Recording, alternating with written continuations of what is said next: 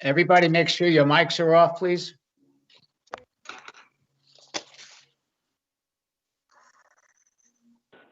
We're all set, Frank. Thank you. Ladies and gentlemen, I'd like to welcome you to the Town of Chatham Historical Commission meeting of October 6, 2020. I'm your current chairman, Frank Messina. We have some announcements which are necessary to read, so I will begin. Please note this meeting is being recorded and will be available shortly hereafter for scheduled and on-demand viewing on any smartphone, tablet, or computer device. If anyone else is recording the meeting, please notify the chairman. Seeing none. Pursuant to the Governor Baker's March 12, 2020 order suspending certain provisions of the Open Meeting Law, General Law 30A-18, and the Governor's March 23, 2020 order imposing strict limitation on the number of people that may gather in one place, this meeting of the Chatham Historical Commission is being conducted via remote participation. No in-person attendance, members of the public will be permitted, but every effort will be made to ensure that the public can adequately address the proceedings as provided for in the order. A reminder that persons who would like to listen into this meeting while in progress may do so by calling the phone number 508-945-4410. The conference ID is 137-402-907 #. Despite our best efforts, we will not be able to afford real-time access and will post a record of this meeting on the town website as soon as possible. There are a number of procedural steps. One, first of all, somebody has their mic on. If they could turn it off, I'd appreciate it. And keep your videos off until you're recognized and or speaking. So effectively, the procedure is similar to our regular meetings, except we basically try to use the roll call to make sure everybody gets a chance to speak, because recognizing people is sometimes difficult. Okay, the first order of business will be the roll call. Okay, Vice Chair Bob Lear. Yes, here. Ben Solozinski. Here. Stephanie Hamilton. Here. Jane Moffett. Here. Don Aikman. Here. Okay, Mr. Burlingame and Sandy Porter is missing. So Erica, whose name I never can pronounce correctly, will be an alternate in place of Sandy Porter and is a voting member of the commission today. Okay. You're quite welcome. Thank you. All right. Our next order of business is the minutes. We have two sets of minutes to review. The first minutes, which we previously took a shot at, we had a problem, was from August 18, 2020. Are there any corrections or additions to the minutes? Hearing none, Mr. Leard, would you mind giving us a motion? To the minutes of August 18th. I second, Jane. Thank you, Jane. Okay, we have to do a roll call. Mr. Leard? Yes. Ben? Yes. Stephanie? Yes. Jane? Yes. Don? Yes. And Erica? Yes. Okay, minutes are accepted. Second set of minutes are from September 15, 2020. Any corrections, additions, deletions, comments? I have one comment, Michelle, on page 2 under the chairman's report. The last sentence on 68 Shell Drive, where we talk about the barn being flaked and moved to a museum. Why don't we indicate the Nye Museum, NYE? Just make that correction. Sure. Thank you. If there are no other corrections, Mr. Lear? Move adoption of the minutes of September 15th, 2020. Thank you very much. I'll second Steph Hamilton. Thank you very much, Steph. Mr. Lear, What? Yes, sorry. Ben, Yes. Stephanie, Yes. Jane, Yes. Don? Don, you're not coming through again. Erica? Frank, I should have just mentioned this, but I just want to say on the September 15th minutes, it does say present, that I was present, and also says I was absent. I was actually absent. Ah. Oh, yeah, it says, but it says absent. It says absent on September 15th. So Right, you it would says, abstain. You okay, just because it did abstained. say present. I just wanted to make sure that. Right, got it. And the Okay, chair, so yes. and the chair votes yes. Thank you very much, Erica. You guys are always keeping me on my toes. I appreciate it. Okay, we have effectively 5 hearings, some old business and some new business, and I have some items I'd like to report during the chairman's report.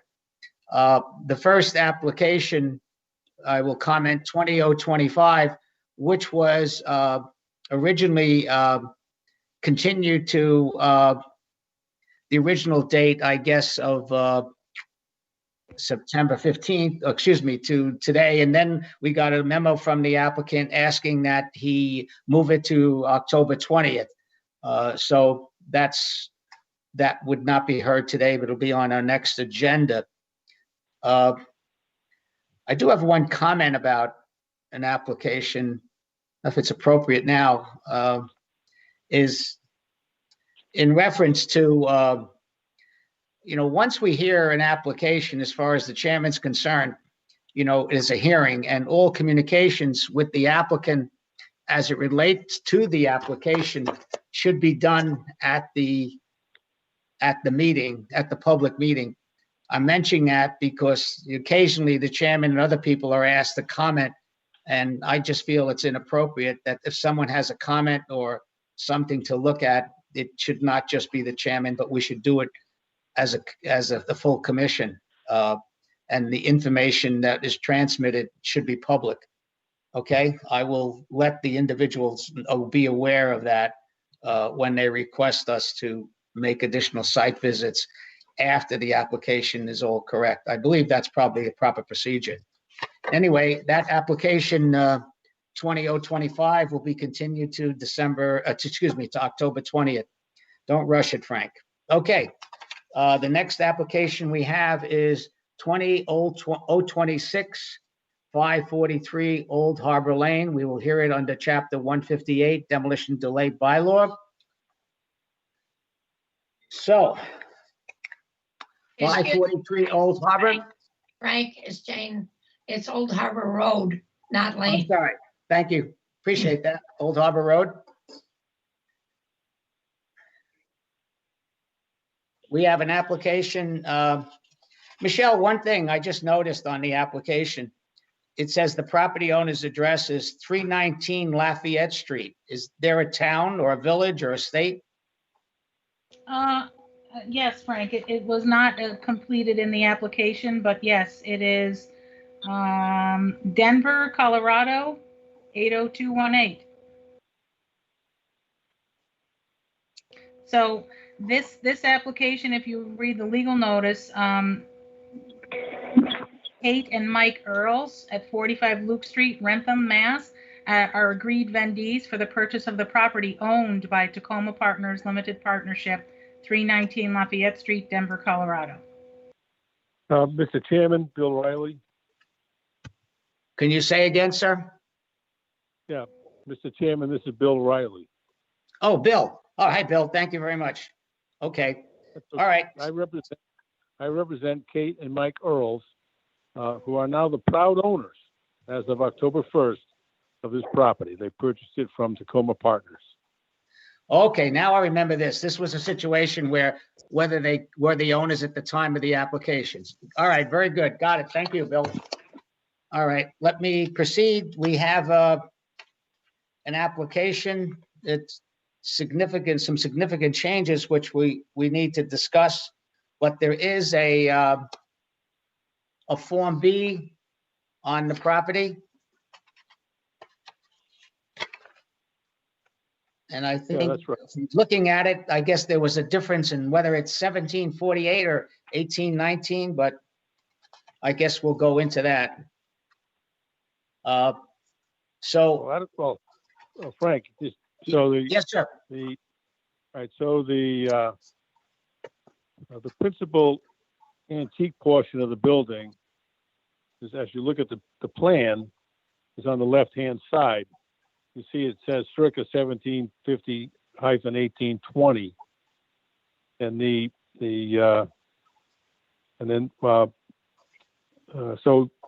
and some of the later portions of the building are proposed to be removed. So what I'd like to do is introduce Mark Sangiolo, who is the architect and whose plan we're looking at. And he can describe all the changes that are proposed and all the materials that are to be removed. Mark, are you on?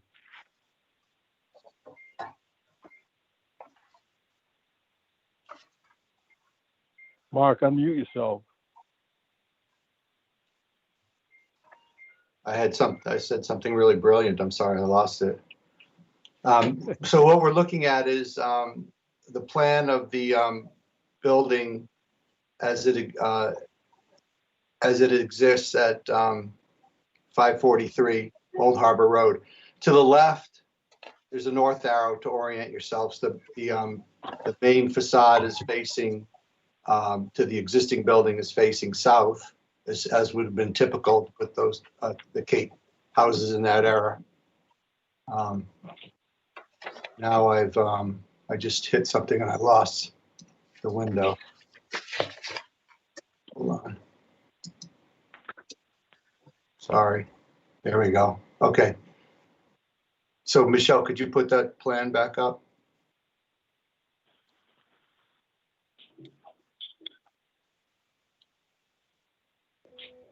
Sorry, Mark, I was trying to get the color one that you Oh, provided sorry. us. Yeah, I thought it was me. I thought I touched something. No, it was me, and I was trying to get the color drawing because I thought it might be more helpful. I'm sorry that I messed you up. No problem.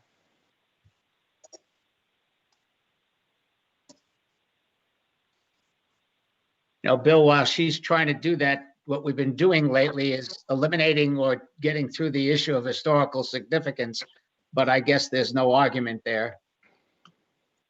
No, that's true. And as Mark will explain, they're preserving the oldest portion. The whole building's going to be elevated out of the floodplain. That's Yeah. sort of the principal thing. And then they going to make some minor changes to some of the materials that were some of the portions of the building that were added on in the 40s and the 70s. But I know the entire building's historic from your perspective, but really the only Okay. part that's truly is the stuff on the left-hand side. Okay. Mark, you there? Yes, I am, but I don't see any drawing on the screen. Oh, that's interesting. I am sharing my screen. We see a lot of PDFs up there. We see your file, Michelle, but we don't see the drawing. Well, it's Mark, sir? Yes, that's correct. Okay, you don't mind if I call you Mark. Mark, which drawing number, because your drawings are marked. Tell us Okay, sure. EX1, EX1. existing one, yeah. Okay, hold on. There we go. Perfect. So the drawing is up on the screen now. Thanks, Michelle. And on the left-hand side is the antique 1750 to 1820. You see where it says living. Let's just, we'll start right there. And there's a bay there so that as you move around going clockwise, that whole existing antique portion of the building is being saved. We are proposing getting rid of a doorway that's on the where those steps are on the right, to the right of the bay. We're going to keep the existing exterior window trim. It's got the thicker trim on it, as is typical from that era. We're going to keep the existing door surround, which is very nice. We're going to replace the windows. We're going to keep the same 9/6 that are there now, and we're going to do it with the true divide. It'll have a exterior mutton and a spacer, and then an interior mutton. And as you move around the building, you start getting into basically what you have is where the 29 feet, you see the 29 feet to the right of where the living room, you see the dining room and the kitchen. That is the original L 1820, 1750, 1820 or whatever, along with the living room, study, bedroom on the left. That's really what's considered the antique part of the house. We're keeping all that the same. As you move around the back, there was some type of utility room where it's labeled circa 1946. That's has a lower elevation, is on a slab.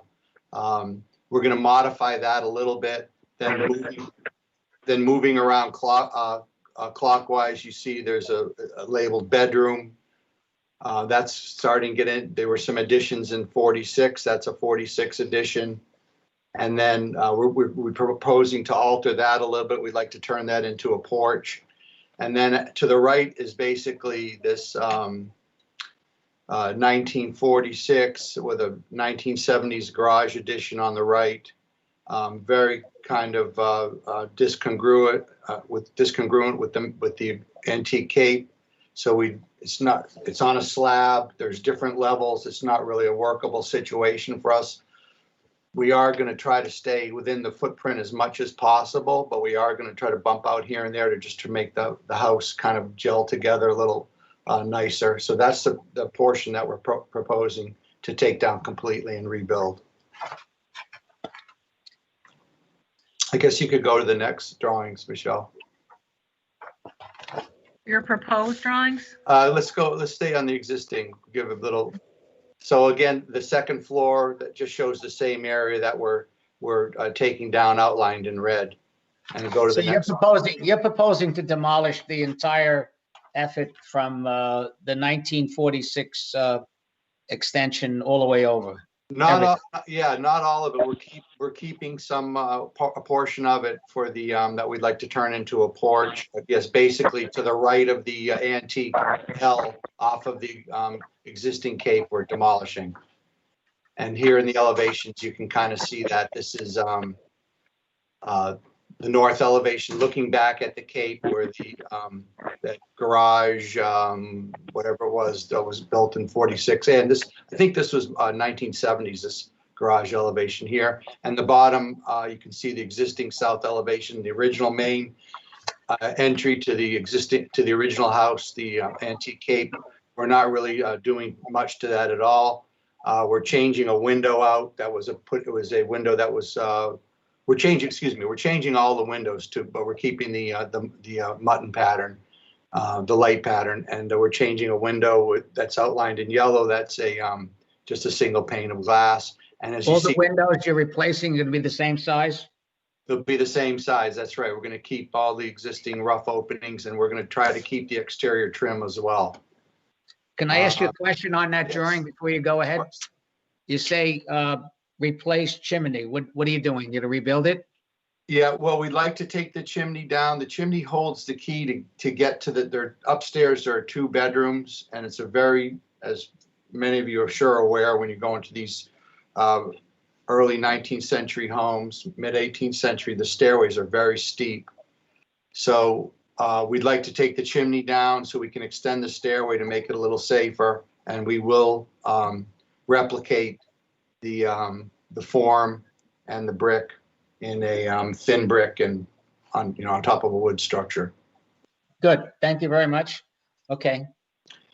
And then on that south elevation, push back, you see to the left, sometimes elevations look like they're all on the same plane, but actually where you see demolished wall on the left, demolished chimney, that's the 46 edition. That's what we'd like to modify into a screen porch. Which drawing are you referring to? Existing south elevation. All right, Michelle, you got the wrong one on there. EX3. No, she doesn't. She has the Yeah. correct one on there. Yeah. Oh, I was looking at the other one, not in color. Thank you.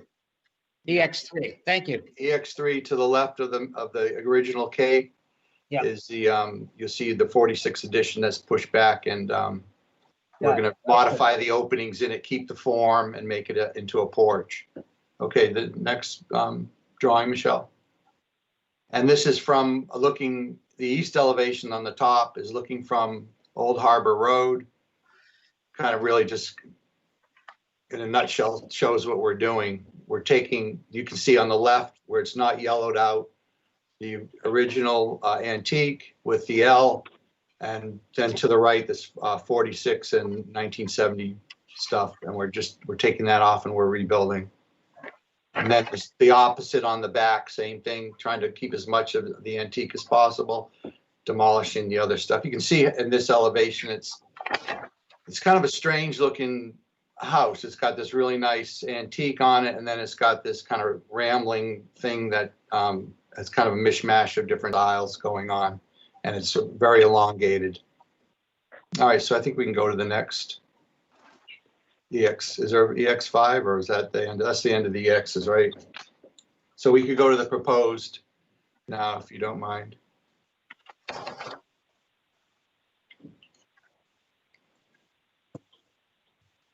Michelle, did we lose you? No, I'm here, Frank. I'm just trying to navigate. Doing great. So these are the existings. These are the black and white. Mhm.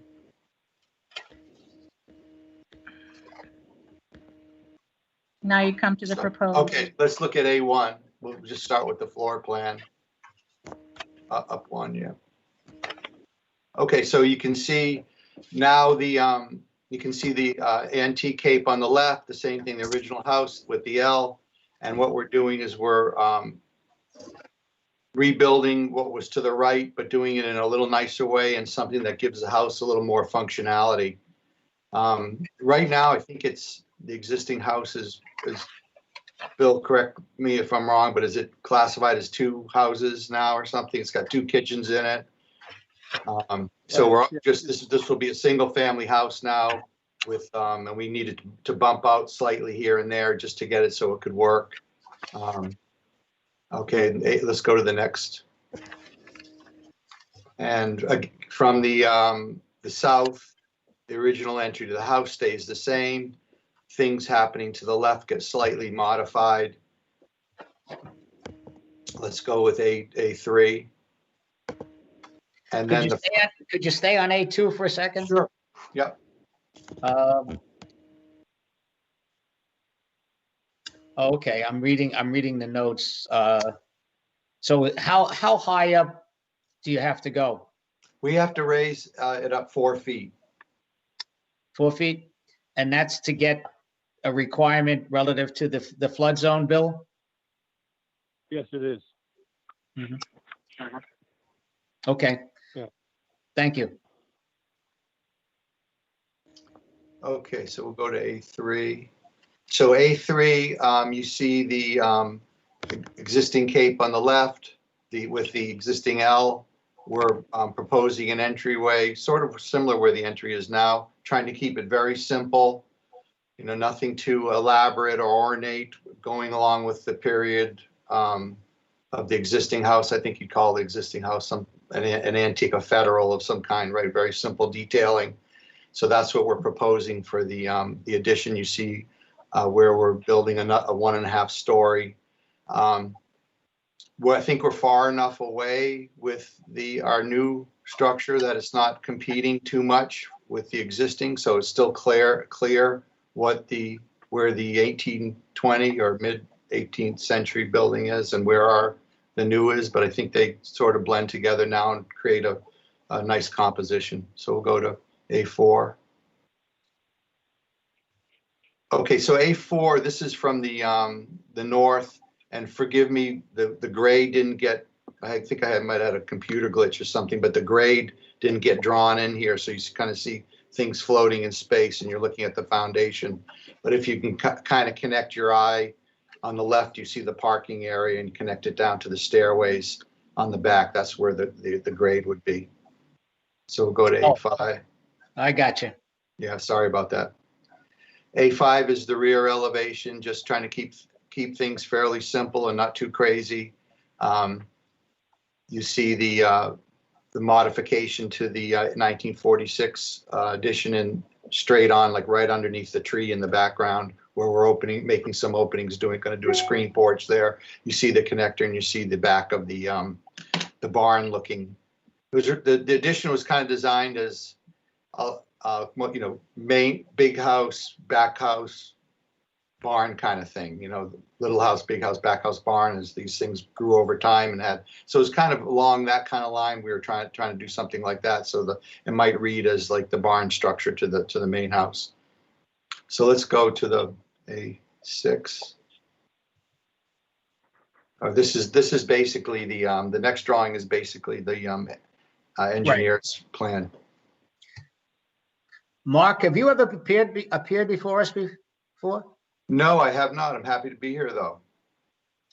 Well, you got the right lingo. Okay. You're hitting a lot of the points of the people are going to ask, so that's good. Most important question is, what kind of tree is that? Oh. Wow. It's a money tree. I think Kate knows, right? It's a money tree. It's a money tree. Well, actually, it's funny you asked that, because my wife's actually a landscape architect.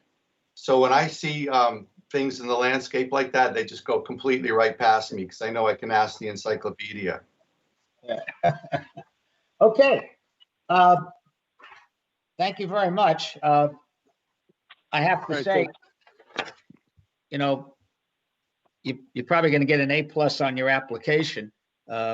Appreciate the completeness of the application from the point of view of making it easy for us to understand what is happening and what's not happening. At least that's from my perspective. So, having said that, Well, Mr. Chairman, I reviewed things very thoroughly with Mark and educated him as to the severity of punishment imposed by Michelle if he didn't do it well. well, I was giving you credit to Mark. Yeah, I know. I want to take a look. All right, so Okay. but before you leave, Kate Earls is also on. She's the owner of the property. I didn't know if she wanted to make any comments at this time. Can you see and hear me? Yes, we can. No? Yep.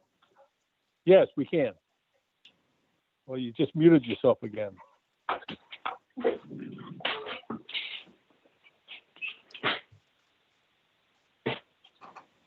Yeah, unmute yourself, Kate.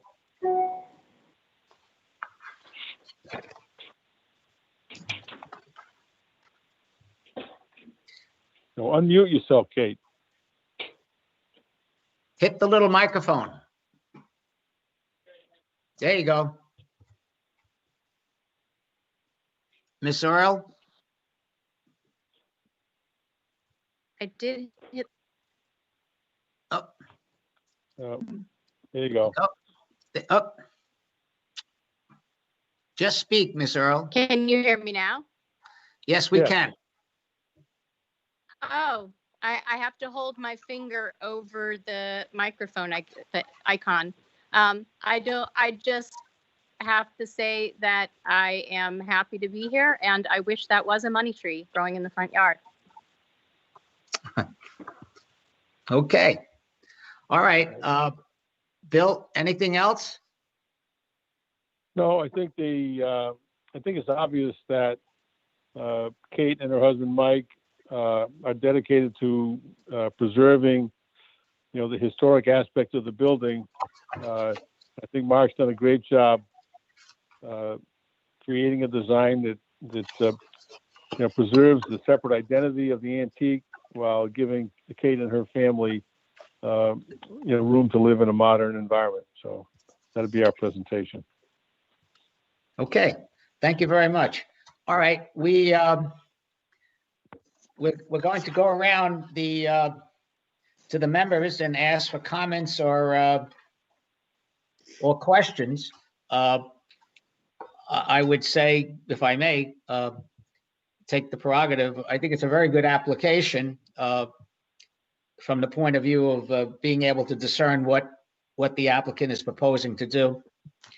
My own opinion is I think they were able to capture the look and feel of the existing streetscape and of the property, although it is going to be a significant change. It's always significant when you see things come down and something's replacing it. But it looks, feel pretty positive about the application. So we'll go down to my comments. Bob, any questions or comments? Yeah, one annoying comment. I think Jane also find it easier if you've got the proposed and the existing on the same page, so you're not trying to flip through a whole bunch of stuff to line it up. But the colored ones are very good. One thing, it seems that the height of the buildings got cut off on my page, and I'm just wondering how high the new building is going to be. I guess the new old building is going up, you said 3 or 4 feet? 4 feet, Bob. 4 feet, okay. And the new building to the right is not going up, I guess, or it is going up for the second story. What's the difference there? There's approximately a 3 foot height difference between the ridge of the two. Okay. Just getting one thing. I did get a message from my wife. It's a American linden or basswood. Well, thank you very much. That 20 makes a big difference. And Okay. the other thing, Mark, I was just wondering, there's not now, and you've made a little bit more of a demarcation down that long strip in the middle, for want of a better point. Would it make sense to have it sort of denominated a little more obviously to set off the two pieces? Almost looks like there's a bowling alley in there or something. Yeah, it's a hard thing to deal with because you don't really want to cut it in the middle. It just looked too incongruous. So you're trying to walk that tightrope between the two. Are you looking for something that would demarcate the two? It just looks, and it does now. I'm not saying it looks long. But, yeah. I'm hoping that with some nice landscaping, we are going to do like a white picket fence and enclose like an entry courtyard. Right. I think what my wife is thinking is, and Kate too, is a couple of nice flowering trees on either side of the entry, and maybe that'll help shorten it up a little bit. Okay. All right. I agree with the others. It's a really nice presentation. Okay, Ben?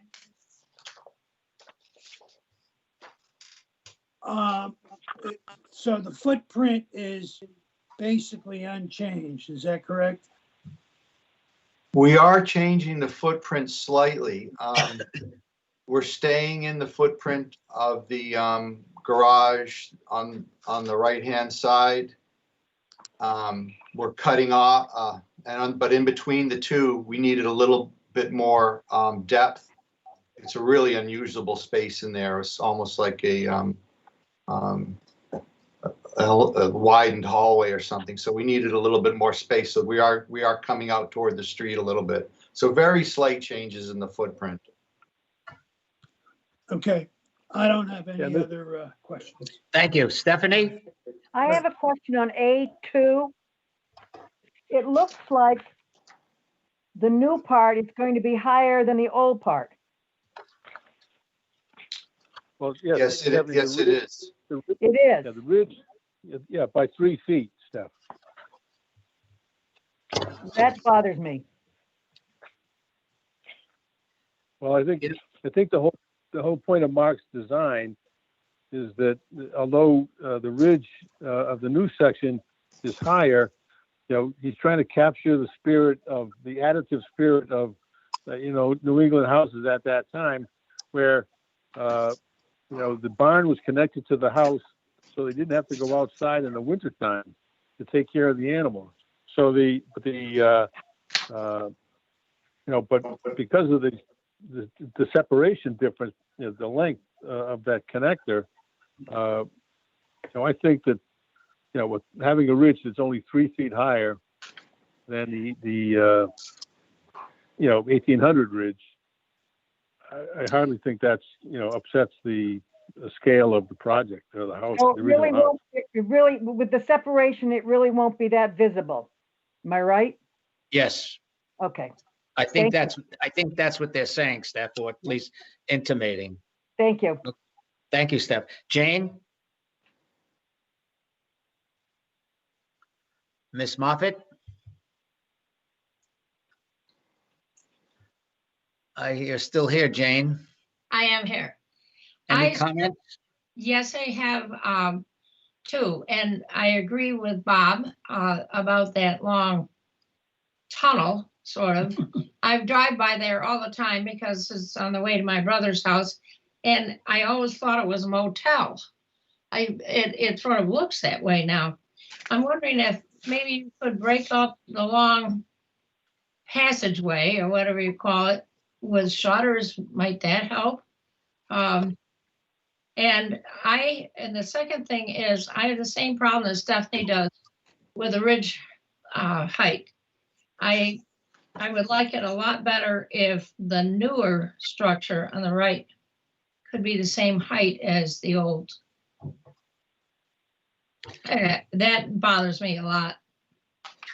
Even though I know barns, Bill, are bigger, Yeah. but it doesn't Okay. look like a barn, and it's not a barn. Oh, I know, but it's supposed to call to mind the kind of additive construction that went on in that time period. Only if we paint it red. Yeah, but it doesn't look like a barn. But now, Jane, it's only 3 feet higher. Yeah, I And think, it's 40 feet away. Right. that Jane, that's not a showstopper for you, is it? No, it isn't. It's my one comment. And Okay. and I think that it really is an overall improvement to the look that I've looked at for so many years. And I do want to comment on your application and how easy it was to read the colored part that you drew, because you had the dimensions of everything, and that I really appreciated. Thank you. Don? Yes, I'd like to compliment Mark for a great presentation, and I totally agree that the house and the back portion looks like a house, a home, old home, and a barn. And I have no problem with it at all. Thank you, Don. Erica?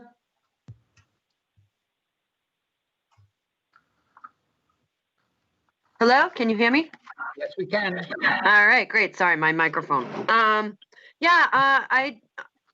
mean, some of my concerns, were shared. I always feel like Jane and I are on the same wavelength. I always, I have the same concerns as her. But I mean, other than that, as I was looking over the building plans and everything that Mark was talking about, it's already long. It's already got that look to it. As long as, I mean, Mark, you're still on, right? Yes, I am. You guys are going to be replacing the chimney. Sorry if someone else already said this, and you're replacing the chimney in the front and taking the one off the side. I understand. Yes, Okay. So will the replacement chimney look just like that one? yes, we're gonna make it as, we're gonna follow the same form factor. I'm not sure, but let me look at a picture. It might have a little bit of a detail at the top. If it does, we'll follow that too. Yes, Yes, it does. so Yeah. it's not shown on the drawings, but we'll corbel out the, it looks like the last 3 courses. Mm-hmm. Make it look- Okay. This commission, Mark, this commission is known as the Chimney Commission. Yeah. I can't tell you how many arguments we've had with quote discussions when I said, they had a chimney in a 1700 house. No chimney, it doesn't look like, it looks like a modern house. No, and it's rubbed off on me. But I kind of with Dawn too at the same time. I don't really have a huge problem with it as long as you keep the integrity of the original historic structure, which I believe you are doing. And other than that, that's all I have to say. Okay. Frank, Very it's Bob, Frank? Yes, Bob, sir. question for Bill, I guess. Looking at all the stakes out there and what appears to be a mini wetland in the back, I take it you have to go to conservation? Yes, Bob, we have to go to conservation and zoning. Okay. So you're our first stop. All right. I was wondering about what they may feel about that mini, whatever that wetland is back there that's been kind of filled up with reeds and otherwise overgrown, but it's going to Well, be we have within a- a no disturb zone. Well, we have an extensive invasive plant mitigation plan that we're hoping will make the members of the Conservation Commission swoon with delight. You got a new member, you watch out. The floodplain, you have to raise it 3 feet for the floodplain? Is that what's going? 4 feet. Four. Okay. Okay. Let's move on. Frank? Yes, Excuse me, Frank, this is Steve. I've been here since the beginning of this application. And I'll just comment that it's well done and I'm in full support of it. all right. Okay, fine. Steve, Erica is voting, but thank you very much for your comment. And yeah, I wish when you do that, please acknowledge, make sure we acknowledge you that you're present, okay? I didn't want to interrupt your. It's okay, Okay, just raise your hand. Just hit the old raise your hand button. gotcha. Okay, all right, let's proceed, folks. We have a long meeting here. I guess the first question for the commission, and I don't think the applicant had any issues relative to the historical significance of the property. So unless there's any other comments, I think there's consensus that the property in question, 543 Old Harbor, is historically significant. Mr. Lear? Yes, I move that the Chatham Historical Commission find that the building located at 543 Old Harbor Road is historically significant because in whole or in part it is 75 years old or more, and it is associated with one or more historical persons, and it possesses architectural value or significance in terms of period and style. And I might add that my mother always went to Alice Hiscox to get her needlepoint when she was up here. So that goes back 75 years. So. That's it. That makes it historic. Okay, we need a second. I'll second Steph Hamilton. Stephanie, okay, second. All right, any other comments or question? We'll do a roll call relative to historical significance. Somebody has their mic on. Could you please turn it off? I do. I'm waiting for you to ask me. I'm sorry, Bob? I'm waiting for you to ask me to vote. That's why mine is on. Oh, no, okay. I just heard some other background noise. Mr. Lear? Yes. Ben? Yes. Stephanie? Yes. Jane? Yes, Don? Yes, Erica? Okay, Yes. I think there's consensus here, and the chair votes yes, and I guess we pretty much have consensus relative to not only its historical significance, but that the application as presented can be approved without any demolition delay. Mr. Lear? Yes. The Chatham Historical Commission also finds that the proposed work to be done dated, and I've got September 9th and August 19th, 2020, will not materially diminish the historical significance of the building, and therefore the commission does not impose a demolition delay. Second, please. second, Don? Thank you very much. Okay, roll call. Mr. Lear? Yes. Ben? Yes. Stephanie? Yes. Jane? yes, Don? yes, Erica? Yes. And the chair votes yes. I'd like to welcome you to Chatham. Miss Earls, are you here now? I guess she's left us. Yes, I am. Thank you very well, much. Well, okay, well, welcome and appreciate your application and nice job. Thank you very much. Thank you, Mr. Riley. Thank you, Chairman Messina. Okay. Okay, next application is 20027 85 Seaview Street. Again, to be heard in accordance with chapter 158.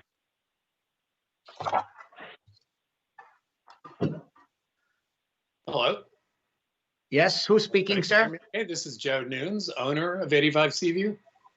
And I think Sally DeGan, my architect, has joined us, as well as Nathan Alvarado in her office, I believe.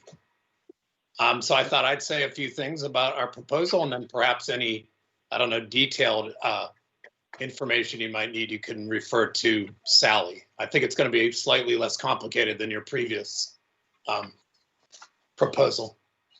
Yes, just hold on one second. Sure. We do have a Form B for this property. You know, we take this in two steps. The first step usually is just dispose of very quickly the issue of historical significance, because Sure. if we don't find it historically significant, obviously you can go home, okay? But so the first step is the historic significance. As I said, we do have a Form B, and for those members of the commission, the public who've read it, it's quite interesting when you read about this, that this house was originally out on Monomoy Island Exactly. and was a schoolhouse.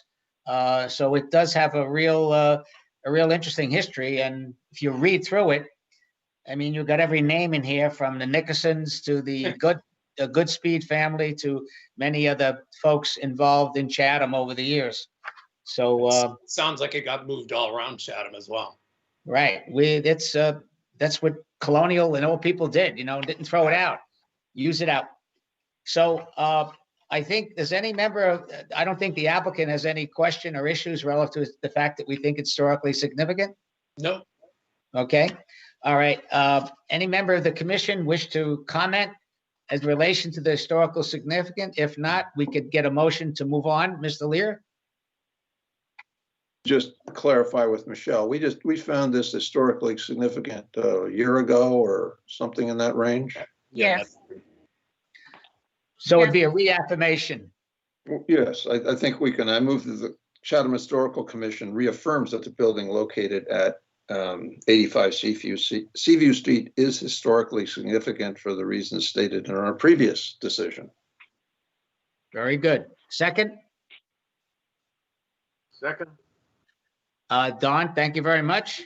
Okay, any other comments? If not, we'll do a roll call. Mr. Lear? Yes. Ben? Yes. Stephanie? Yes. Jane? Yes. Don? Yes. Erica? Yes. And the chair votes yes. Okay, now we can proceed. Mr. Nunes? Yes. Okay, why don't you give us a little overview of what you're planning to do and Sure. help us out? So I just, my wife and I are planning on retiring in this home. We love this old home. Our last intention is to actually do anything that changes the existing layout, because we really like the layout. And one thing we thought that we would like to do, if we could, was to expand our kitchen a little bit, because as we retire, right now we love to cook together. We like a little bit larger kitchen, and that's something we'd like to do obviously in the future. But we'd like to do that with the minimal impact we could possibly have on the existing structure.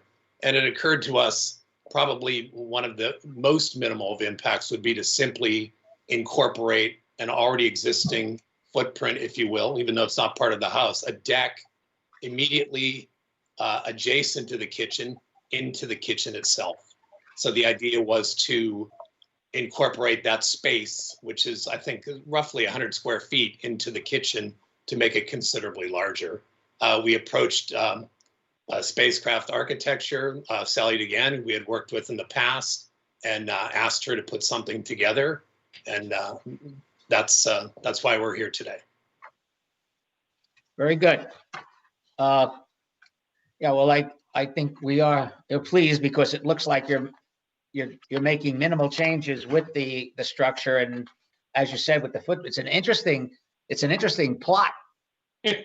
Yes, You have a big garden back there?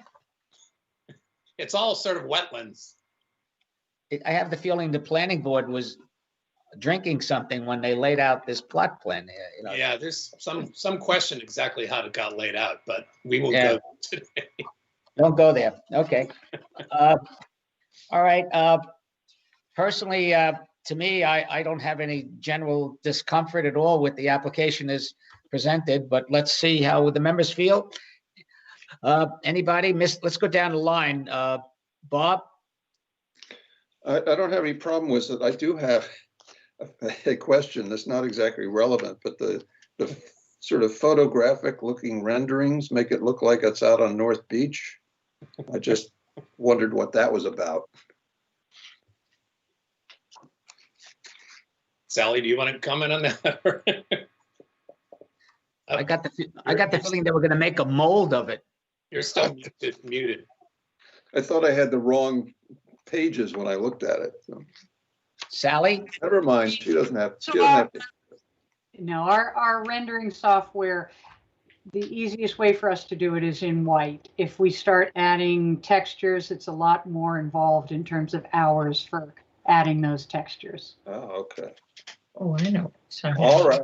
That- That's all, Frank. Thanks. okay. Sally, you're new to the commission too, aren't you? I might be. I may have gone. I have a feeling Bill and I did something in Chatham before, but maybe it wasn't historic. Maybe it was just zoning. Well, I saw the name Spacecraft and I just, that's very good. All right. Thank you. Okay. Ben, any comments? No. Okay. Stephanie? No comments. Good job. Thank you. Jane? I like the fact you're preserving the house. No problem. Thank you. Don? No comment. Erica? No comment. Thank you very much. And as the chair, I think I previously stated, thank you very much. So at this particular point, if there's no member of the public wishes to speak for or against the application, I forgot to do that before, and nobody corrected me. Oh, you guys are falling down on the job. Okay, hearing none, Mr. Lear? Yes, the Chatham Historical Commission also finds that the proposed work to be done dated September 9th, 2020 will not materially diminish the historic significance of the building, and therefore the commission does not impose a demolition delay. Do we have a second? I'll second Steph Hamilton. Thank you, Steph. Okay, if there are no other comments, Mr. Lear? Yes. Ben? Yes. Stephanie? Yes. Jane? Yes. Don? Yes. Erica? And the chair votes yes. Well, thank you very much, Mr. Nunes, and welcome to Chatham. I think that's the scenario. A lot of us vacation here for a long time, and all of a sudden it becomes home. That's right. Thank you very much. Okay, thank you. Okay, good luck. All right, moving right along. We're approaching 1 hour, not bad. The next application is 122 Cedar Street, application 20028. Again, being heard under chapter 158 demolition delay. And let me get the folder out like everybody else. Frank, I believe you have correspondence from the applicant requesting a continuance to October 20th. Oh, is this on 122? Yes. Ah, sorry about that. You're right. Sorry, it's in this pile of stuff here. Okay, is the applicant here? I don't believe so. Okay. Michelle, I know how much work you do to try and get these applications in a form, for us to understand. I mean, we keep thanking the applicants, but in a lot of ways, it's your efforts in helping them to present something that is presentable and understandable by the commission. And the one question I have on the 122, I think you and I spoke about it briefly, that I really couldn't the drawings I had were just not discernible in terms of what he was actually presenting. Were you able to convey that to him? Yes, I was. And actually, Okay. I can share some of a couple, well, the two 543 and 85 Seaview. I can share those drawings with him and give him an illustration as to how you would like to see his application come together. Yeah, I think, it's, we're not trying to make work or cause unnecessary expense, but it just makes it a lot easier and quicker for everybody. So we'd like to encourage him. All right, thank you very much. So then what we're going to do then is get a motion, Mr. Lear, to continue this meeting. Did he have a date, Michelle? 20th. It's October 20th, I think, Frank. I'm sorry, I couldn't hear you. I think he asked for October 20th. Okay, thank you very much. Michelle, is that correct?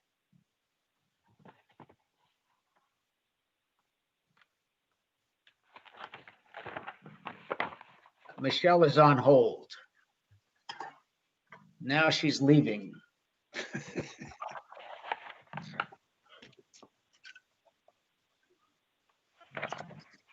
I think we've lost Michelle. Well, I'm comfortable going with the 20th, if that's all right. Sorry, I lost you. I'm not sure. I hit the wrong button. Yes, okay. We just wanted to verify they wanted it continued to October 20th. Yes, you're correct. Thank you, Frank. Sorry about that. That's okay. Thank you, Bob. I move that the commission continue this matter until October 20th, 2020. Okay, is there a second?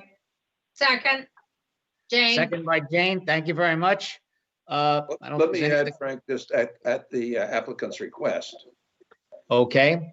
I think, Jane, you accept that modification? Yes. Okay, Yes. Mr. Lear, Yes. Ben, Yes. Stephanie, Yes. Jane, Yes. Don, Yes. Erica, and the chair votes yes. Thank you Yes. very much. Okay, moving right along. Oh, you guys are doing great here. Okay, the next application is application 20029. And the address is all too familiar, 111 Cross Street. And this application is filed, and the representative is the head of the IRA, Mr. Michael Collins.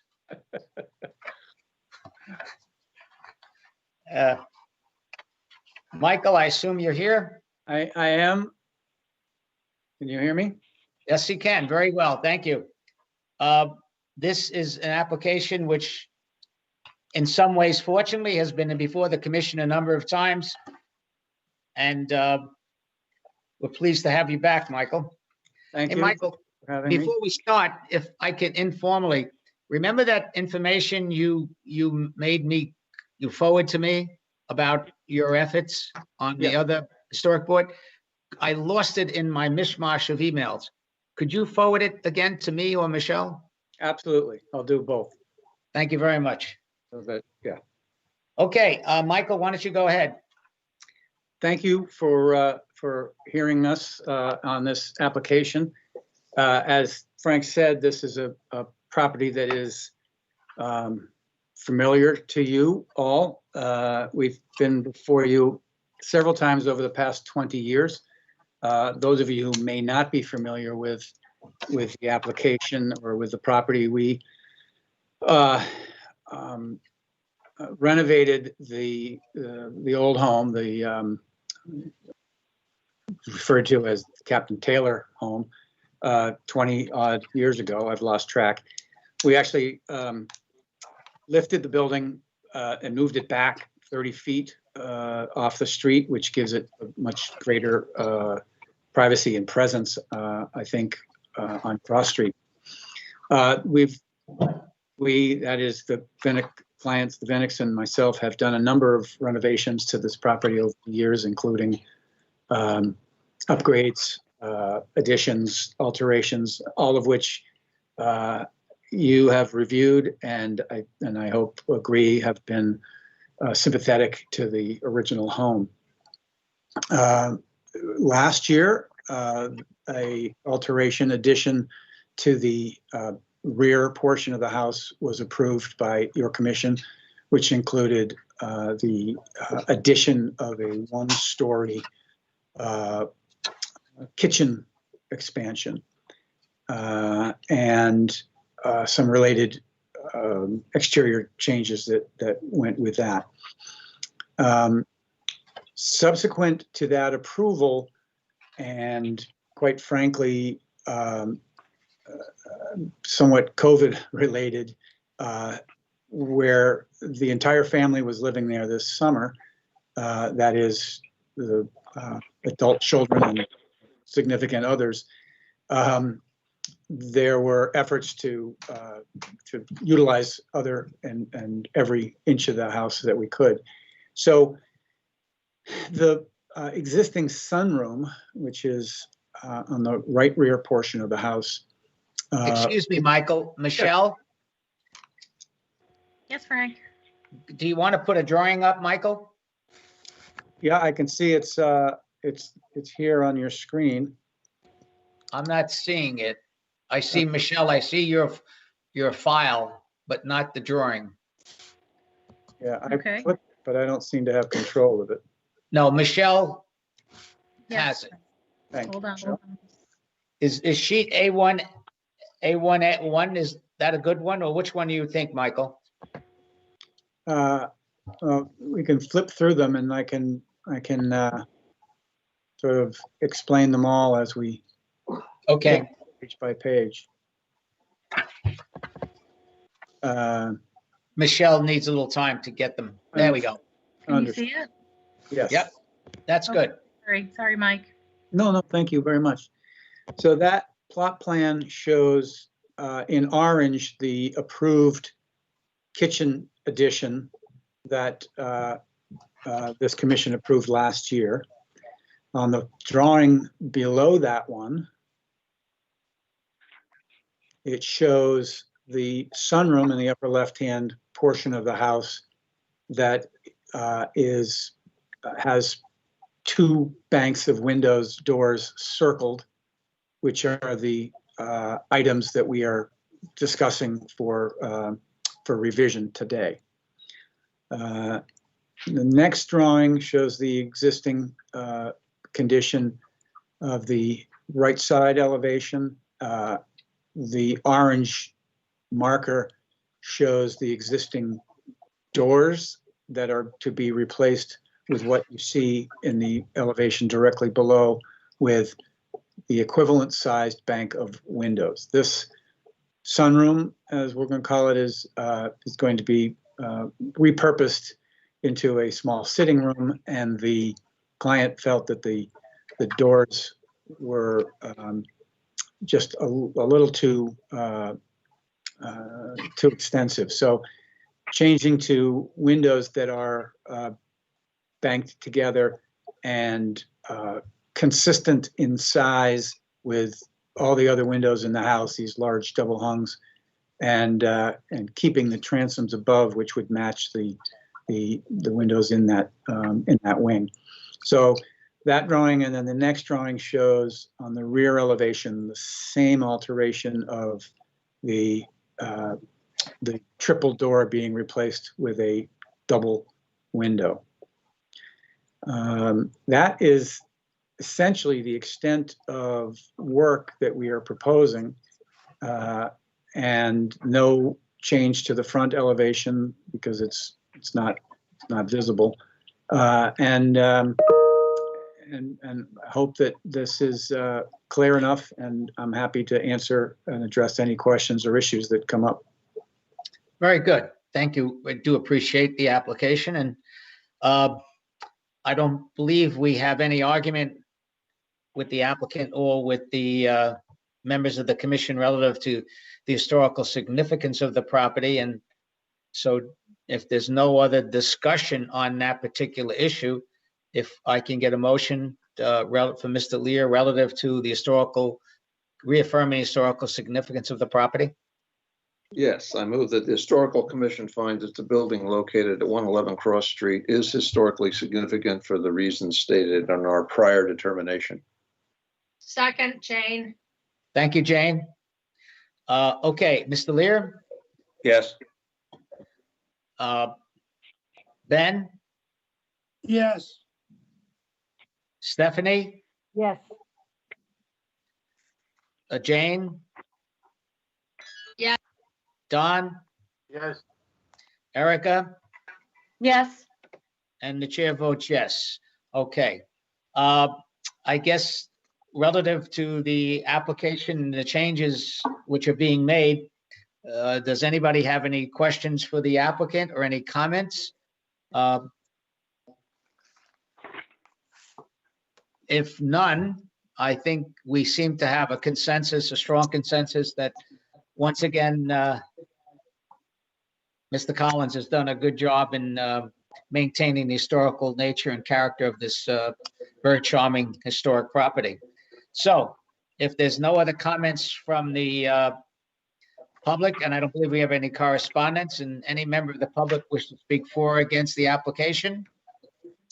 Hearing none. Mr. Lear? Yes, I move this Chatham Historical Commission also finds that the proposed work to be done at 111 Cross Street dated September 1st, 2020 will not materially diminish the historic significance of the building, and therefore the commission does not impose a demolition delay. Second, Steph Hamilton. Stephanie, thank you. Okay, Mr. Lear? Yes. Ben? Yes. Stephanie? Yes. Jane? Yes. Don? Yes. Erica? Yes. And thank you. And the chair votes yes. Michael, thank you very much. Okay, well, I just want one comment, if I may, or not relative to the application. Mr. Collins sits on a historic district board somewhere, sir? Correct. Historic District Commission, South Natick. We have jurisdiction over 2 historic neighborhoods in the town.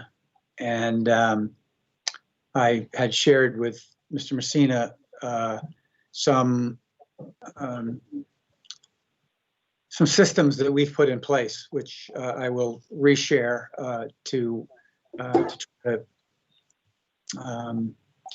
smooth the process of application and review and enforcement as another item, because we have found, as I'm sure your commission has, that despite what is presented and what we approve, there are often changes that occur either wittingly or unwittingly by a builder or developer that go against some of the approval. So we've tried to put some systems in place that give our approval some teeth. So I will reshare that with Mr. Messina, and hopefully you guys find it helpful. Well, Bob, thank you very much. We have a topic on our agenda coming up under new business relative to that, but we're going to talk about it. But it is an issue, and I do appreciate it, and look forward to working with you in the future. Thank you very much, Michael. Thank you very much, Saul. Okay. Well done, guys. We have a number of old business, new business, and just some topics which I'd like to give the members of the commission and the public some information on. I'm sure your emails are filled because there's been a lot of emails going back and forth, but why don't we stay on the agenda? Ally, are you with us? Frank, Ally is not able to join us today. Okay, all right. Well, let's proceed to old business. And the old business, the only old business item we have was the issue on the status and the status of discussion of the potential zoning bylaw changes to enhance historic preservation. At our last meeting, we had Ally and Sarah Korjek from the Cape Cod Commission, and we shared some thoughts and had a conversation relative to what's next. And I asked Michelle to put in your packet. Michelle, do you have that? Can you put that up? Ally's memo? Yes. And if you would, page 2. If you don't have it, I'll just talk to it. I don't have it, Frank. I'm sorry. No problem, no problem. What this was Ally's memo to us dated August 12, 2020. It's in your packet. And Ally reviewed where we were with the previous meetings with the Board of Selectmen in December 19th and December 2019, the Planning Board comments from the meeting with the Planning Board, and meeting with staff on January and March of 20, just before the world came to an end, and in early March. Having said that, Ally, I had asked Ally to give us what she considered the next step for the commissions to consider, as well as some guidance from Sarah Korjet from the Cape Cod Commission. And basically, if you go to that memo on page 2, the next steps to consider for the commission to consider, I think there was kind of a consensus and the feeling that we might not want to bite off more than we can chew, especially given the situation with COVID, and also the issue of town meeting, which this revised bylaw has to go through with 2/3. And given what's just transpired recently and with the town, getting 2/3 is not easy. So I believe with the recommendation from Ally, and I agree with her, is that we would proceed just with the dimensional variations of the changes to the bylaw and hold back the host slot incentive for a future time. I kind of would like to get a sense of the meeting consensus that we make that decision to allow Ally, or ask Ally with Katie Donovan, Director of Community Development's concurrence, to proceed our draft to town council to generate effectively a draft bylaw that we could then proceed to go to the next step in the process. And the next step in the process would be for us to have some additional discussion of whether or not we want to talk about preservation restrictions, et cetera, and then actually plan something and get on the agenda of the planning board, which is really the next step for us. Because all zoning bylaws, well, not all, well, I guess all of them, all changes to ZBA have to go to the planning board before they go to town meeting. You know, we could either do it formally or we could do it by petition. And I would prefer, and I think we agreed, we would do it through the regular process. So, sorry to be long-winded about this.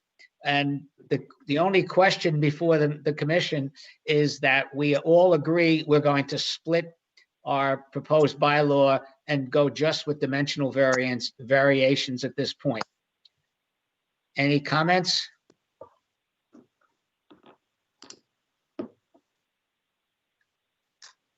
Come on. I have one question. Who's speaking, please? Steph Hamilton. Oh, Steph, Under go the ahead. Under the planning board comments, number 4 says concern over what is considered historic. Don't we know that?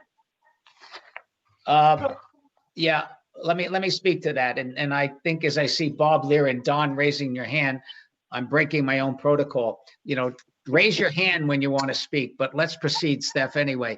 I did raise my hand. Oh, I don't see it. That's why I'm mentioning it. Anyway, the issue of the date is something that we have to wrestle with. But I think at the present time, the way we discussed it, and maybe we didn't discuss it as a commission, it may have been a meeting or a discussion I had with Ally directly, is that, you know, our current definition of an historically significant house, you know, is what the historical commission determines. In other words, we have criteria, and we make that even as any application. You know, we can have a house can be built in, you know, 1800 and it could no longer have any historical significance. And so because of that issue, the Historical Commission itself makes a determination at a time of whether a property is historically significant. And I think we felt we would go along with that. What the planning board was looking for was some kind of predetermined cookbook answer to what is historic and not historic. And look, I'm the first one to agree. Historically significant is somewhat subjective rather than truly objective. So I think when we get to the planning board, after we get a general bylaw, then we can have a face-to-face conversation with the planning board and we can explore that more. Okay, Steph? Thank you. All right. Bob and Don, Don, you're up. Yeah, Frank, I totally agree with a two-step process. In the past, when bylaw changes have been brought to town meeting, if there's more than one change, people's eyes glaze over very, very quickly. So I would totally agree with Ally that one-step process is the preferred way. Very good. Okay. Bob, can you tell me how you feel about that? Yeah, I agree with that. And also because the host lot explanation is complex and difficult to try to figure out how that would work in real practice. But back to your definition of historic, the way it is in the draft is eligible historic building. And then it says, alternatively, the town could use the term significant historical building, which is already in the law. And I think that's the way we ought to go. All right, that's a good catch, Bob. Yeah. All right. Okay, we'll Right? Who's Jane. talking? Yeah, It's one Jane. second, Jane. Jane, 1 second. Okay. Bob, Michelle, do you have it in front of you? Do I have Ally's memo in front of me? No, the actual draft bylaw. Oh, give me 1 second and I'll dig it out, but I don't. Hey, Bob, where Yeah. is that? What, is that on page 2? No, it's on the first page. It's number 3, definition of eligible historic building. Okay, great. Got it. All right. Okay. I think we've got one that will do just as well. All right. Okay. Michelle, if you could pass that on to Ally, and we can have a conversation about that. All right. Absolutely, thank you. Thank you. Yes, Jane. I had could somebody sort of redefine dimensional variation? for me? No, Jane, I didn't want to revisit the whole thing. We've done it a number of times, but it's what you have to do, Jane, is you have to go into the bylaw, the proposed bylaw, and what we were going to do when we get to the planning board, we will work with them and come up with the actual dimensions. But if you read the draft bylaw, which you have and we've had it for like months now, it shows the areas where we would potentially give some kind of variance. All right. But the actual numbers that are not in there, but that's what we will discuss with the planning board. Okay. So is it dimension of the building or a dimension of the lot? Dimensions of the lot. Ah, Jane, could you go back to the draft bylaw on page 2 and you'll see it there. I don't Right, have it's- it in front of me. It's also building height, so it is to the building too. Right. Oh, thank you very much. I appreciate that. Okay, height and lot. But we Okay. need to fill in the X's. That's your point, I think. Right. We were going to do that with the planning board. All right. Okay, thank you. You're welcome, Jane. Ben? The question is, I was on the same thing about Jane, about the dimensions, but I'm looking that up now. Okay. So Okay. I have no problem so far. Thank you very much, Ben. Stephanie? I just wonder if before we go to the planning board, we ought to have more concrete answers of ourselves. About what? about some of the questions that have just been asked. You said we'll Well, work it out with the planning the board. the questions have been asked, Jane, is dimensions, and the dimensions, we were gonna work with the planning board to come up with the dimensions. The second question, relative historically significant, I think we're accepting Bob's question or comment to use the existing definition in the law of chapter 158. Okay. All right? Okay, Erica? Yes, I'm here. You got any, really the simple question at this particular point is to proceed and just proceed with the single issue of a dimensional variance. Yeah, that's okay with me. Okay, all right, so let's agree to move on with this thing. And then, nothing's happening yet, guys. There's still, unfortunately, with everything else, with the virus, everything goes slow.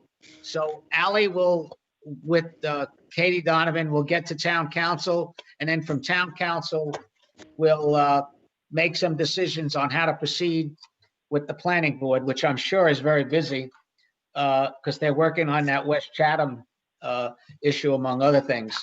So, but I just, very simply, I want to keep my oar in the water, or our oar in the water, that, this doesn't just get put on the side and never get done. So, okay. Frank, All right. it's Michelle. Excuse me, Frank, it's Michelle. Did we lose Steve Burlingame again? No. 'Cause I noticed we haven't been asking. Oh, I'm sorry, Steve. That's all right. I'm used to it. No, speak up. Steve, are you on your phone? I am. Oh, that's why. See, when you're calling on your phone, I don't see your name. Yeah, me too. Correct. That's why I didn't recognize it. Thank you. Yeah. Yeah, so that's why I apologize. Steve knows how to speak up. Come on. Jane, Jane, do you have a question? Your hand is up. All right, very good. Boy, we're really getting good at this, guys. Okay, the next item on the business is new business. And new business, the first item is preservation awards. Even with everything going on in this world right now, I don't want to let things slide. I think we've got to continue. And so I would like to, first of all, I have to get in touch with the other members of the Preservation Awards Committee and attempt to reorganize. Haven't talked to Danielle in a while, so I will, to see where she is and the involvement from the Historical Society. So, but what I'd like to ask the members to do, I'm going to do two things with your concurrence. I'm going to attempt to reorganize the committee for 2021. And I would like to know, I'm still on it, I guess, and unfortunately I may end up being chair again. But Stephanie, were you the representative, or was it Sandy? Sandy and I were both representatives for a while, but we both went off of it. Okay. Yeah, then Frank, this is Erica. Sandy and they had asked me if I'd like to do it. So I remember I had been going to the meetings after. You took the words right out of my mouth. I think if other members of the committee concur, I think we'd like to ask Erica to be the second member of the Preservation Awards Committee. Absolutely. All right. Can I speak for a second? Surely. Danielle Jeanlot has retired. Yes. So I was going to say that too. Oh, yes. Thanks, Erica. Yes, that's why I mentioned I haven't spoken to her since I congratulated her on her retirement. So I will be in touch with her relative to this, and also Historic Chatham. So we need to reorganize. So okay. So so Erica, thank you very much. I'll be in touch. And then the other issue is I need for all of us, including Michelle, to think about applications that we've done recently, which potentially could be considered for an award. I'll get some publicity out, but whether or not we have an actual award ceremony or not, I think we still could proceed with the process. Does everybody concur? I concur, Frank. It's Erica. I also want to say I had a couple articles. I wrote an article for one of the winners for 2020 and I finished it just like I've been talking to Danielle about it. But yeah, I have some articles I was writing up for those winners. So I'd love to like get that all like edited and sent over to the right people. So Okay, well, you and I will be in touch then. Okay. awesome. Thank you. Thank I you. have one Hearing- question, Frank. I'm sorry, go ahead. Yes, who's that? Jeff, I'm trying my hand, it's not going up. Okay, We didn't have any awards in 2020. that's correct. We had an award, we just didn't have a ceremony. Okay, Yeah, so, Thank you. I'm just trying to be optimistic that, hopefully the world will reconvene and we will proceed. All right, let's proceed. We're going on 2 hours. I'd like to get it done. All right, the next issue of new business is adherence to historical commission decisions, determinations, review of the process, and then 57 Water Street. We do have a process. Now it's lecture time, I guess. And I just want to remind the commission and the members of the public that when the historical commission makes a determination, and I asked Michelle to put it in your packet, I think you do have it, correct? And there is some very specific language relative to when a determination is made, and there's a process for changes. If you can't conform, and there's also a process for making changes and in a formal and informal way to notify the commission and or the building department, Mr. Briggs, or community development or myself, when things become dicey during the construction. I think the historical commission is extremely aware of the fact that we're dealing with, old homes, antique homes in a lot of cases, and things are seldom what they seem, in terms once you open up walls and we try to be cooperative. And when something does happen, I can't think of any time that between the building department and myself that we haven't been able to come to a very timely response. I just had one, a change with 7 Seaview Street, and there was a very simple process of asking for a change, and myself and Mr. Lear looking at it and saying, yep, it's reasonable, and things could proceed if it's minor. Having said that, Mr. Smith, are you with us? Yes, I'm here. Thank you. Hey, Tim.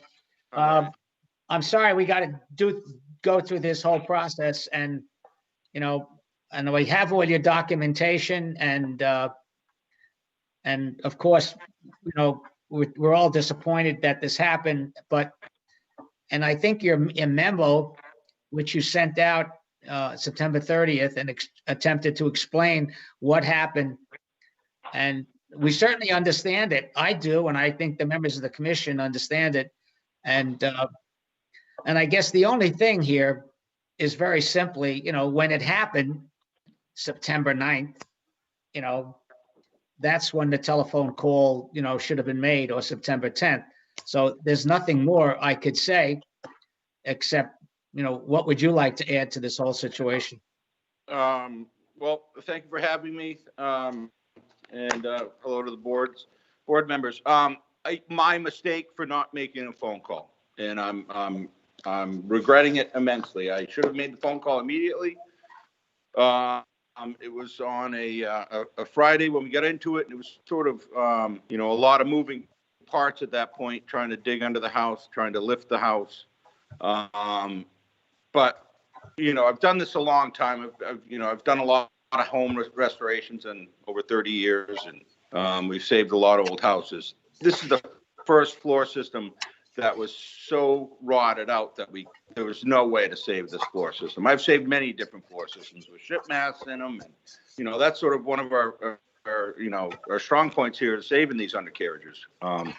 This one was so rotted out that as we started to dig under the foundation, the floor joists were just falling out into the ground. So it became an unsafe environment for the house lifters. And I do have a letter from the house lifters that we supplied a little bit later. It took me a little bit of time to get it from them, but they explained the same thing, that it was unsafe to be under the house with the floor, the floor joists and flooring and everything like that falling into the foundation hole. I've never seen one so rotted. I did send a few videos as to where, you could just crunch up the wood in your hands. Yeah. So Yes. when it was at that point is when I should have made the phone call, and I didn't, but it was a lot of moving parts out there. And I regret not making that phone call for sure. I don't know why I didn't. It was so much going on. But we had to make that decision as to the floor was just so rotted and so gone that we couldn't save it safely. The house lifters couldn't be underneath the house. So what we did was let the rotted beams that were there falling into the hole, we got those out of there, and then we dropped that floor system into the hole, and it fell in very easily. It was quite rotted. So not necessarily a decision I was comfortable making by any means. And here again, I should have made the phone call immediately because Jay would have seen the exact situation we're up against. Now, with the main house there, we plan on, we saved pretty much everything else, and we've been able to really work well with the main house and saving all of that. It was just the floor system was so far gone. That being said, Tim, can I ask just a quick question? Yep. Was it the entire house or just that L? No, the entire house, the main house. Got it. The floor in the L is fine. There's nothing wrong with the floor in the L. That's in good shape. That's staying there. It was the main house floor. And as you can see from the pictures, extremely gone. And they had done, instead of, replacing anything, they were just putting cinder blocks down there over time, supporting each end of the floor joist. Well, as we dug through, you couldn't attach anything to anything. It was just falling out. So that's where we're at with the main floor. The floor had, so what we want to do is go in there and put the floor system in, and then set the house back down on that main floor system. So that's where we're at with the main house. The L, if you want me to go to the L. Yes. On the L, there's two walls that were taken down. That basically, the rear wall probably shouldn't have been taken down, but it was, because it was just, there was nothing in that wall. But on the first section of that L, we were given permission to take the roof off and reframe the roof, as well as the little wing to it. And then we were going to put a French door in the front of that wall, where the, kind of in between where the two windows were on one section of it. So opening that up, there was only two studs left in the middle section that were coming out anyway. So we dropped those out of there, and the rear wall was just, there was nothing to it. There was, just 2x3s, or not even 2x, 3/4 by 3 material there with some pretty heavy duty rot by where the gas meter area was. So we dropped those walls. We do have old material still that we have saved, that we will put back into those walls. We'll put studs back in there and plates, and I don't know if we have a long enough top plate. We might have to add a new piece of wood to that for the top plate. But we plan on using the historic wood that we've taken out of there and putting it back in that one spot for those walls. So we will be able to, put back the historic material. It was just in a better position, or in a better way than was what was there. Okay. So, and then our next move, as we move on here, there is another wing there that was connected to the L, where we were given permission to take that roof off as well. We've decided that roof system in that one section is in pretty good shape. It is historic, it is old, and so we've decided that we're not going to take that roof off and not lose that extra historic material there. So we're gonna leave the back wing in the condition that it's in and redo it and finish it off, but it's in pretty good shape. We'll restore the walls with old material in the kitchen area and continue with what we're doing there. We are gonna raise that roof up because we had to. And then we get into the main house. Just on the main house, we were allowed to do a dormer on the back of the house. And we were gonna take that roof off on the left-hand side of the back of the house. But we've gotten into it with the homeowners. And within 4.5 to 5 foot knee walls in the house, we've decided that we don't need to go through and put a dormer on that backside. So we're not going to be removing all of that historic material either. We're gonna keep it the roof the way it is. So basically, the house is going to look very similar to the way it's always looked. We did lose the floor system, and there was nothing we can do for that. Understand. I should have made the phone call, and he would have seen that easily. We'll use old wood on the middle section. We're not going to touch the rear section. We're going to save that roof, and we're not going to cut the roof off the back with a dormer. We're going to leave that and just re-roof that and restore that the way that is. So, it's an unfortunate thing, but it's also going to work out a little bit better, I think. All right, look, we can't go backwards. It's not my intention. I don't believe, we'll bring everybody else, pitch in here. But basically, what I'd like to ask, and I think hopefully the commission will concur, I see you've got Zebrat McCarthy here who did the drawings. I'm looking at the drawings you gave me, which are drawings you gave us back in September of 2019. Can you provide another set of drawings? I don't know. I mean, I guess I don't know if you've got to go back to the building department and get another building permit or something, or just a change, something which delineates what you're saying here, and then I will then sign off on that as soon as you have it. And yes, then we can... I'll have Mark come up with as far as the historic material goes. As far as where we say we're not taking off that rear roof, we'll go ahead and make a statement on the plans and get those back to you guys saying that we're not removing that. Where the dormer was going to go, we'll make a note on the plan saying that we're not going to remove that rear dormer, and we can do that, pretty easily. All right. I think it's pretty clear what happened here, guys, and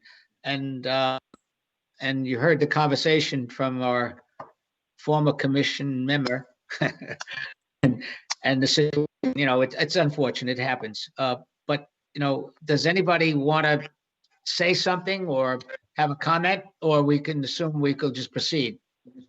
I have a quick comment. Yes, Steve. Ben. Yes, Steve. Do we have any jurisdiction over the floor of the house? No, it's not an issue of the floor of the house. Steve, are you there? I am. Okay, I'm sorry. Just a difficult little feedback on my end. It's not the jurisdiction of the floor of the house. It's the fact that there was material on the sidewalls which were removed, which shouldn't have been removed, and it changed the configuration of what we previously approved. It's not the internal issue. What Mr. Smith is telling us, because he's been a member of the commission and knows our concern about loss of historic materials, he's going to attempt to use as much as the historic materials which was inadvertently removed and put it back. So we're not making comments or approving his internal structural design. That's not our purview. You're right. Okay, very well. Okay. Good. Okay. I mean, we wouldn't have gotten involved, Steve, if we didn't see that the exterior was different than what we approved. Okay. Anybody else? Frank? Yeah, I have Jane? 2 questions. Yes, Jane. I'm reading what you've underlined here in yellow, and it seems to me that once in a while, things have happened, and that we didn't necessarily approve of. And it says in the last sentence here that they'll be, you know, in a position of fines or legal action. And I heard what happened. I understand what happened, but I think a couple of other examples have happened. And so what are the rules when this happens? Okay, let me try to very simply state. Obviously, the applicant and the contractors, you know, have the ability to notify the building commissioner of any changes from the drawings which are approved. And obviously, if the situation was an unsafe situation or there was health and safety, that's his decision. He decides and he determines what happens. So that's a very clear situation. And as Tim said, unfortunately, he didn't make the call. Having said that, you're right. If you had an applicant who was refusing to take any action, then the building commissioner has the authority to stop work, which is what we did, until we understood what was going on and what was the remedy, so there was no further deterioration of historic materials. And then secondly, the applicant, under the purview of the building commissioner, he can levy, I think it's a $300 a day fine, or the $300 until the situation is corrected. Again, that's not our decision. We can make a recommendation to the building department, to Mr. Briggs, and it's his decision of whether or not he actually incorporates the fine. Did it make it clear enough?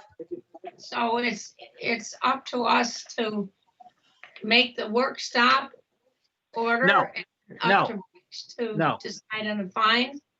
No, it's not up to us. In this situation, it was a conversation between your chairman, moi, and the building commissioner of what's going on here. How bad is this thing? And then he decided, the building commissioner, why don't we just issue a stop work until we understand what's going on? He did that, and I thank him very much for his cooperation. Now, the next step would be the fine situation. And in my mind, I don't feel that it's something that we would like to do. In my mind, I would feel that what we should do is, you know, just let him correct it and give us the drawings and then proceed. I don't feel this fine is necessary. That's my opinion. But either way, it's only my opinion. It's not the historical commission who issues the fine.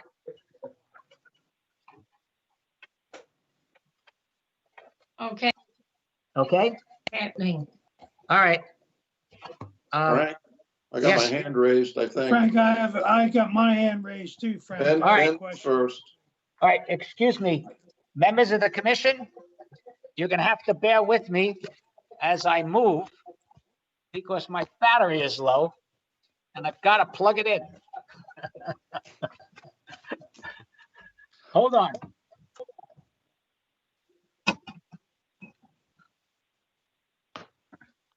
My hand is supposedly up too, but it doesn't show. Hold on. Yes, it shows on mine, Steph. Does it? Okay, thank you. Bear with me, guys.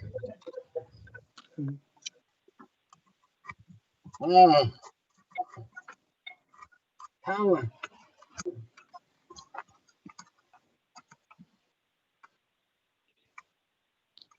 I apologize, ladies and gentlemen. Okay. All right, I see hands up. Ben's All first. right, all right. I have two questions. Number one, when I've seen other buildings raised, they always seem to have steel girders across. And when I went by this thing, unless I was missing something, I didn't see any steel girders there, which to my mind would have stabilized the situation. Were there steel girders under it? Tim? Yes, there are steel girders in the house that raise it up. When we got into digging under the house and found that the floor was completely rotted, we couldn't lift it from the floor. So here I say there was a lot of moving parts at this time. We had to lift it in a different way and lift it from the second floor. So here again, it's a lot. This rotted floor system was a much bigger cost to the homeowners because we had to lift it in a different manner. But there are steel beams, if you go by, Ben, they're inside the house, sticking out of the house. Thank you very much, Oh, Jeff. all right. Okay, so they're not on the bottom. Nope. Which is where you usually see it. Traditionally. Okay. Yep. All right. Now, second is you said that when you got underneath it, when you looked at you couldn't do the joists or the beams because the floor was falling down because it was a danger to workmen.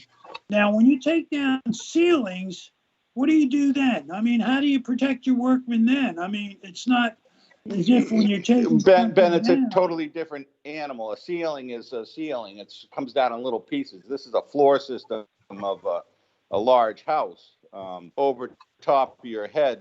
It was very much different situation. All right. Okay, some of these questions are related to the structural issues, and that's Mr. Briggs's purview. Okay, anybody else? Steph? Nope. Frank, I have a comment, I guess. Yes, sir. I don't think we have statutory authority to levy a fine, as does Conservation Commission, so it's not really an issue. Right, that's correct. But in conversations with the building department, needless to say, we did have a discussion, what could we do? And, my position was, well, my opinion, why don't we just stop work and find out what happened and then proceed? Relative to punitive at this point, that's my sense. I think we're dealing with an applicant who acknowledges it was a mistake and he should have done, hey, trust me, we've dealt with some of these guys who are extremely arrogant and but that's not my call. No, but Frank, this is similar to that issue on the Mill Pond. And I met with Jay, and after that, I guess you weren't here, but there's not much that we can do. It's up to Jay for whatever sanctions he wants to use, but. Right. And the sanctions that he decided, if the consultation is stop work. I mean, stop work is not a simple thing, guys. That's a significant action. And now we're going to hopefully resolve this thing. What we need to talk about in the future, I guess, is not now, is what other actions that we can do. And that was kind of what Mr. Michael Collins referred to. And we can have that discussion. I'm going to put it on agenda for another time of things that we could do to ensure that there's knowledge. The biggest problem I think we have is not knowing. I mean, we found out about this because Don Aikman was on a walkabout. And I think we're pretty lucky. We have a very cooperative community development staff and the building department. And, they don't hesitate to let us know when something is not consistent. Interesting enough, I had a telephone conference call with Mass Historic Commission with about 25 Historical Commission members and chair people about 2 weeks ago. And it was a seminar on the same subject. And let me tell you, when you listen to the horror stories about historical commissions and their relationships with their town staff, we're in Nirvana here. I mean, we have a good situation compared to some communities. So I'm not saying we can't be improved, but let's move that discussion off for another agenda item. Okay. Frank, hi, sorry to interrupt. I have to go to work late tonight, so I unfortunately have to leave the meeting right now. Okay, thank you very much. Thank you. I'm sorry, you guys, but I will review the rest of the meeting and make sure I catch up, but I appreciate you guys accommodating me, and I shouldn't have a problem next time, but thank you. All right, thank you very much, Erica. We appreciate it. Okay, so I think we have consensus here to move on.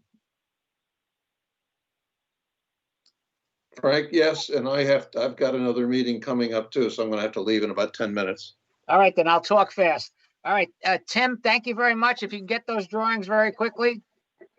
Yes, I'll get Mark on that. We'll get those over to you. I have given Jay the engineered plans for the floor system, so he has those. And we'll mark out everything, and we're gonna and here again, my mistake for not making a phone call. 100%. You guys have every reason to be a little upset with me, and I apologize. But as I say, a lot of moving parts were going on that day, and I made the mistake and didn't make the phone call. Okay, thank you very much. Thank you very much. Thank you. Okay, Chairman's report. Very simply, the demolition delay. We'll talk specifically about 68 and Monomoy in a minute, but I don't think there's anything new on that, other than the fact that 154 Champlain, if you get a chance, drive by and go visit. Can't think of the owner's name. I think he's done a pretty good job of recreating that streetscape, and we didn't get a monster there. 233, nothing has happened, and I think that's it, unless somebody has a question on the statistics. Yes, quickly. Right. Yes. Right. Yes. Yes, Jane. Bob, you got your hand up? Yeah. Jane? Speak up, Jane. All right, I'm going to move on. The next item on the agenda is 68 Shell. Frank, Yes, Jane, speak up. 157 Cross Street is still in play. Yes. And the Holly's been in touch with Palamas, and she's got to contact the owner, and she's very interested in the house, but hasn't been able to get in to see it. Yes. She's working on it.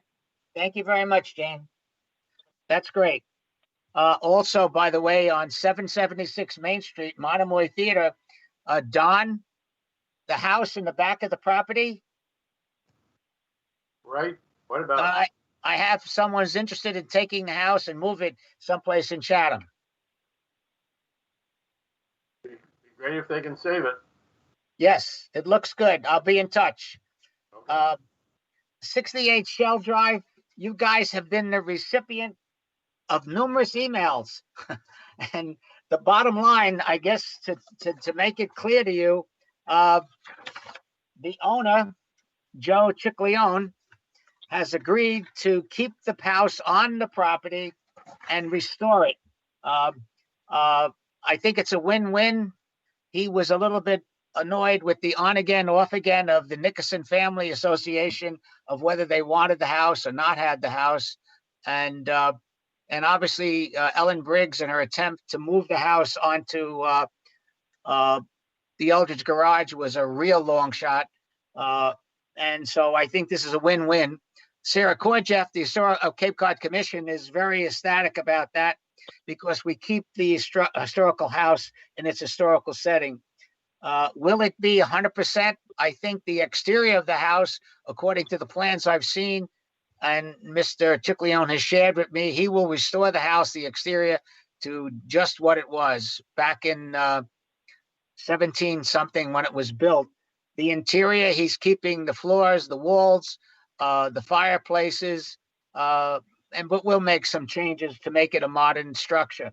This is only going to happen if the town agrees to allow him to put some kind of a guest structure on that property.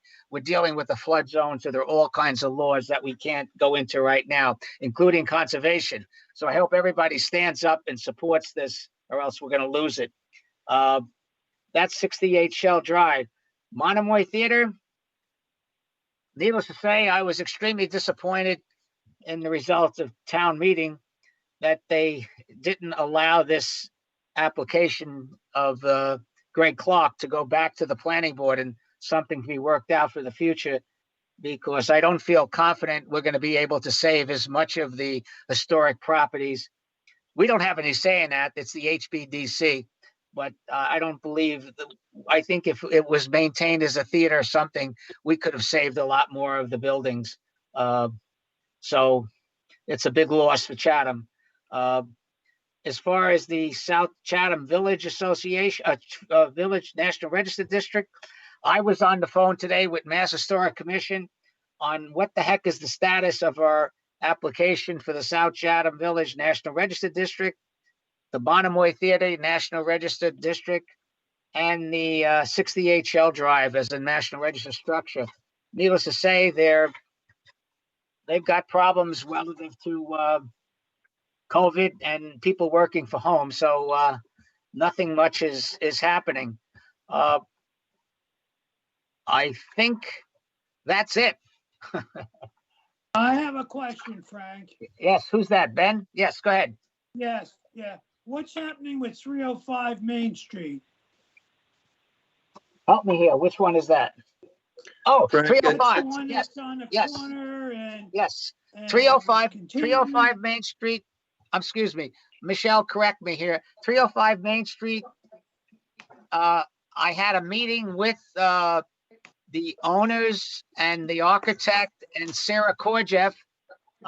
They have taken Sarah Korjeff's recommendation, and they are proceeding with a new design.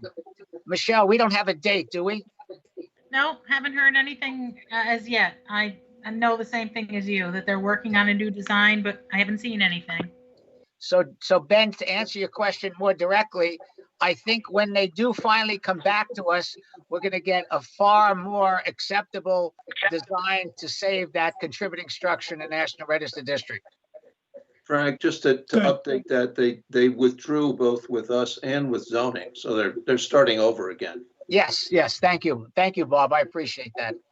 Yeah. Ladies and gentlemen, thank you very much. 2 hours, that's 2 hours too long, but I really appreciate everybody's attention and the patience on this process. I'm gonna go have a drink. I Good move job, to Frank. adjourn. Okay, we need a motion. I move we adjourn. Second, I second. second by Steph. Okay, roll call. Mr. Lear, Yes. Miss Ben, Yes. Stephanie, Yes. Jane, Yes, Don, Yes. Erica, on. and Mr. Burlingame, I'm sure you agree, and the chair votes yes. Okay, gentlemen, ladies, thank you very much. Mark, thank you very much. Michelle, great job.